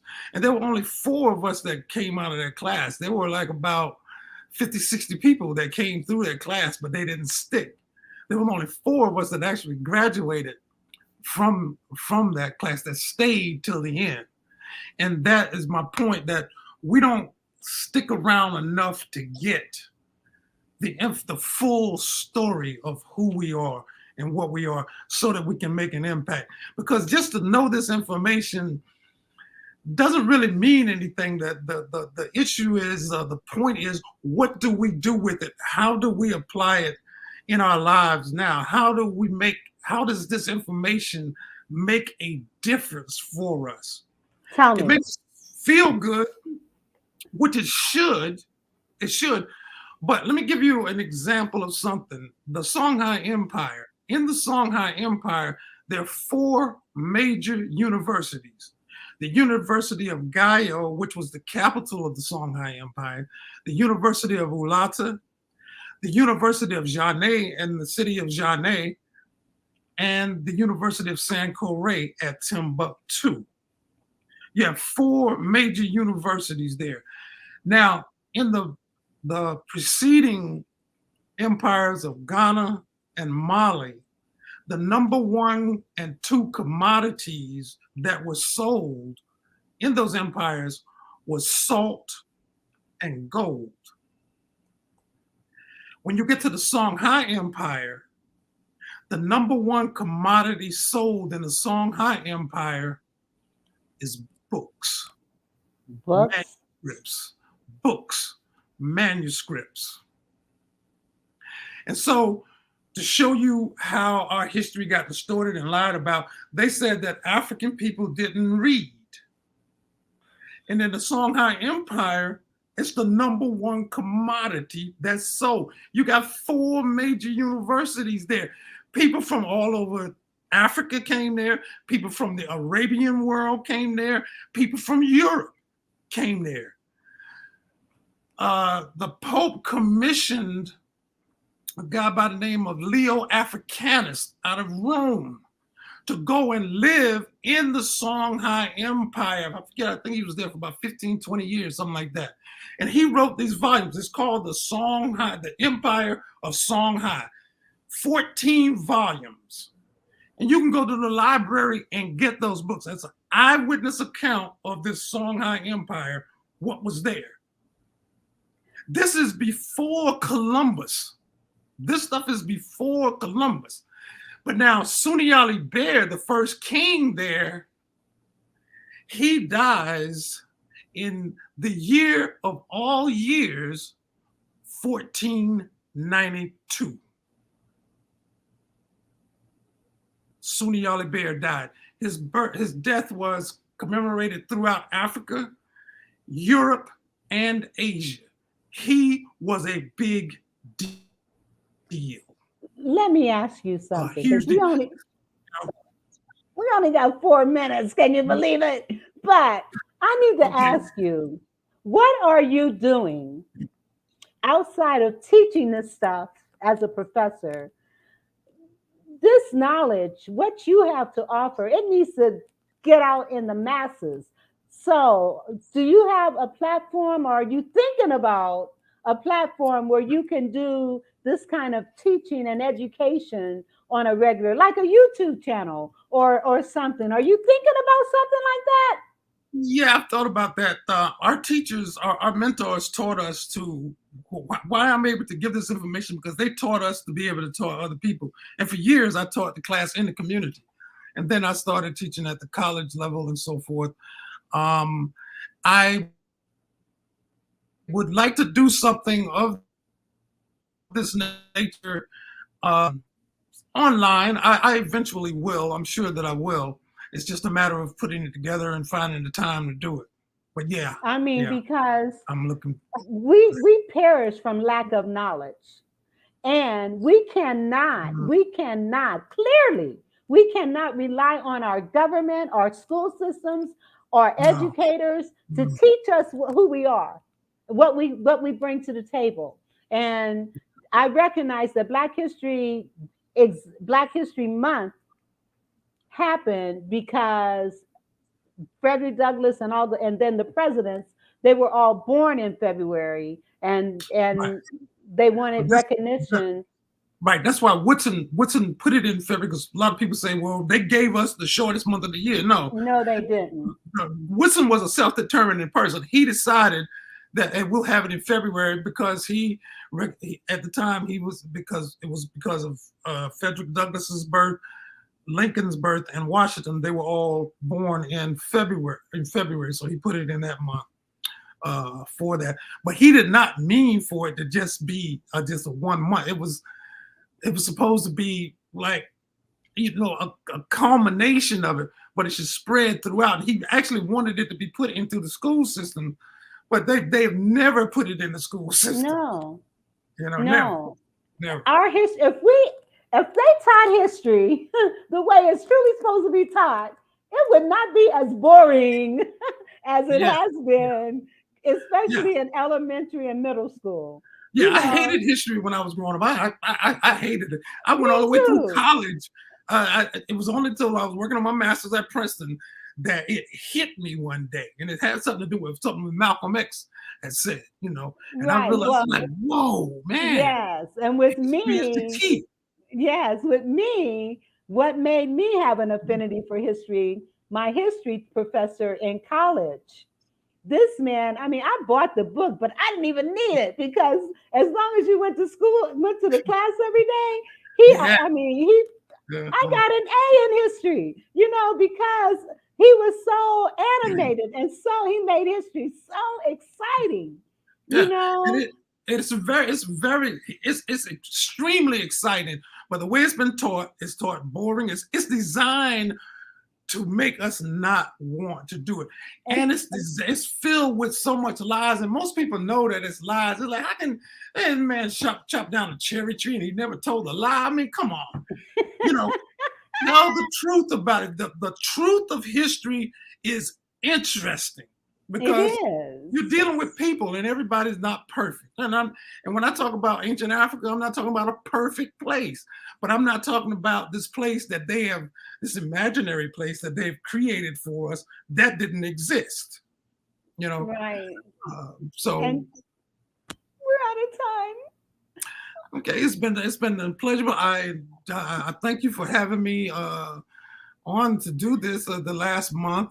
And I've written an article about this. In fact, I'm going to change the article around a little bit and publish it now. And then beginning of next year, I'm going to publish it again at the beginning of Black History so people can be like, remember, look, y'all need to be talking about something else. Right. And I'm going to actually, what I would like to do next February, Lord willing, I would like for you to create like maybe a minute every show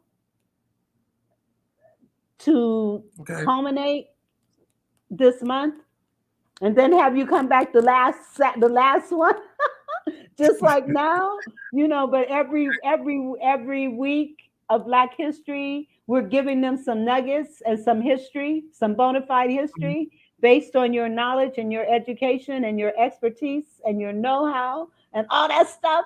This is just, oh man, I hate that we got to end this. I really do. You can put something together. I thank you for having me, Sister Vera, and I look forward to it next time. Yeah, same here. And listen, audience, if you missed this, you need to just catch the replay, because this man gave us wisdom. He gave us knowledge. He gave us information that we will never get in the school systems. So I appreciate you very much. And I'm just excited that we were able to share what we were able to share. And I mean, the time went by so fast.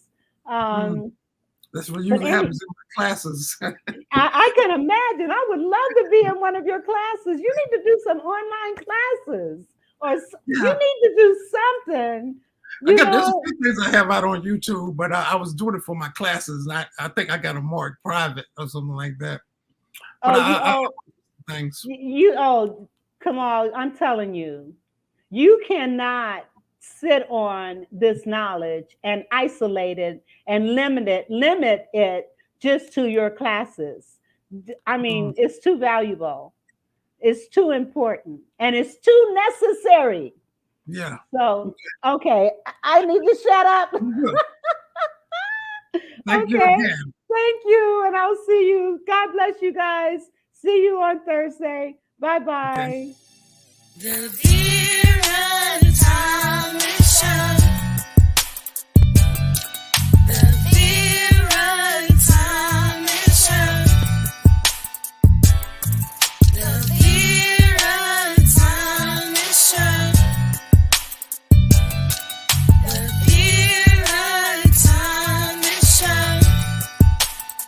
Let's talk about it. Let's talk about it.